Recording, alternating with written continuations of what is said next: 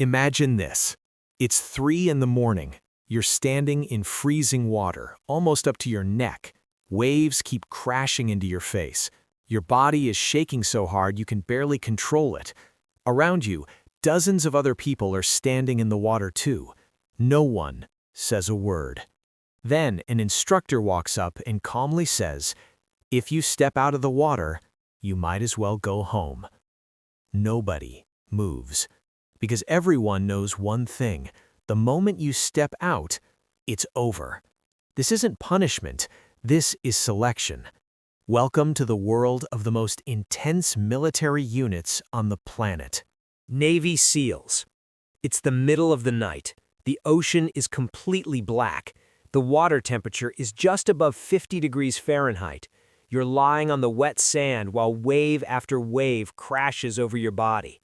Your clothes are soaked. Your muscles are cramping. This exercise is called surf torture. But the real goal isn't the cold. They're testing something else.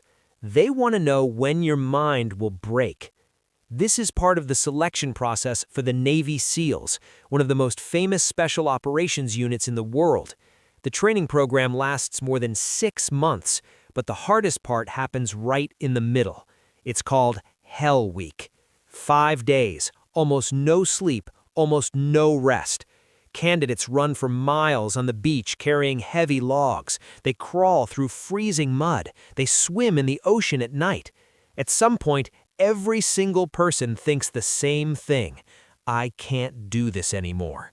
And right there, in the middle of the base, there's a bell. All you have to do is ring it. One ring means you're done. Most people eventually walk up to that bell. Only about 1 out of 4 makes it to the end. But if you think that's the toughest unit out there, there are others. Army Rangers. Now picture a completely different moment. You're standing inside a military plane. The rear doors open. Below you is a conflict zone. In just a few seconds, you're going to jump. Your mission isn't to stay hidden. Your mission is to hit first. This is the job of the Army Rangers. They are a light infantry force designed for fast, aggressive operations. When the military needs to capture an airport, secure a strategic location, or launch a sudden assault, Rangers are often the first ones sent in. But before anyone can wear that Ranger tab, they have to survive Ranger School. About 2 months of constant pressure. Candidates move through swamps, forests, and mountains. They barely sleep. They barely eat. Some lose over 20 pounds during the course. But the real test isn't physical.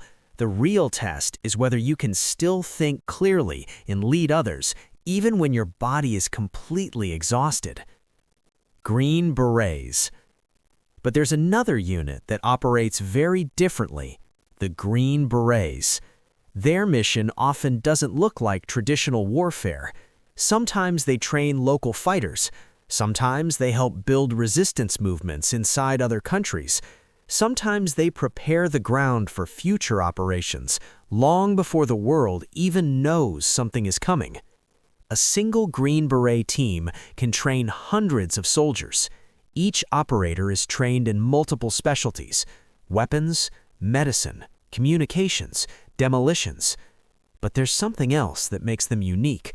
They learn languages, they study cultures, because they often spend months, sometimes years, working inside foreign countries. For them, the perfect mission is the one where nobody ever realizes they were there. Marine Raiders.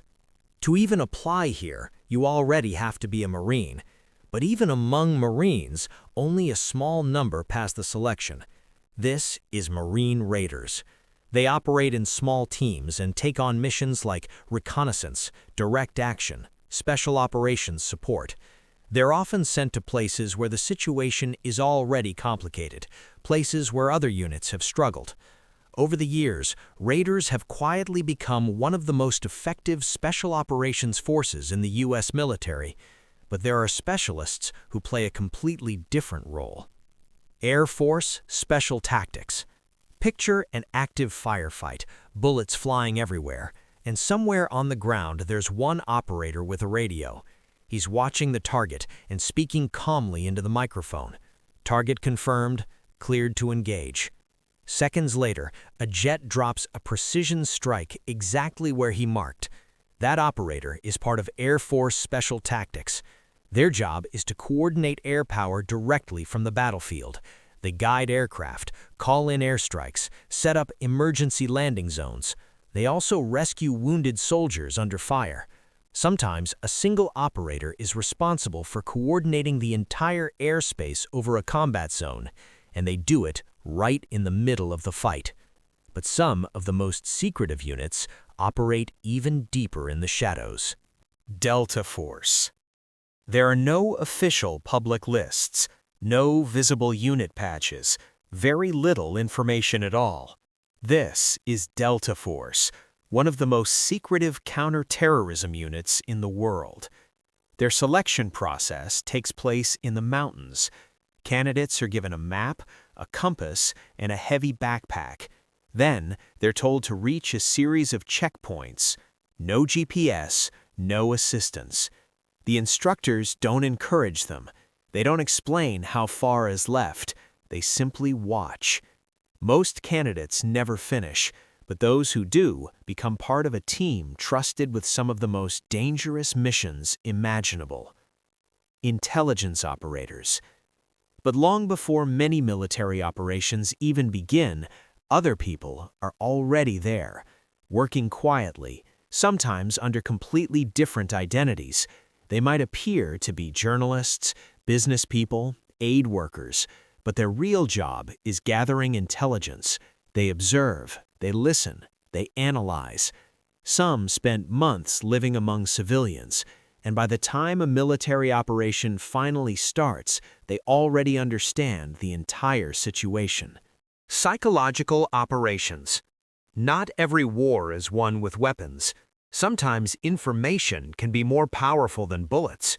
Specialists in psychological operations work to influence how people think. They create radio broadcasts, online campaigns, printed messages, information strategies. Their goal is simple: make the enemy doubt themselves. Because when people stop believing in their cause, they often stop fighting, and sometimes wars end without a single major battle. Ending. Most people imagine special forces as soldiers with better weapons and tougher training. But in reality, it's much more complex. It's a network of pilots, intelligence operators, analysts, and elite teams working together. Some operate in the spotlight. Others stay completely invisible. But here's the strange part. The most successful missions almost always look the same. You never hear about them. Because while the world thinks the conflict hasn't even started yet, someone is already there.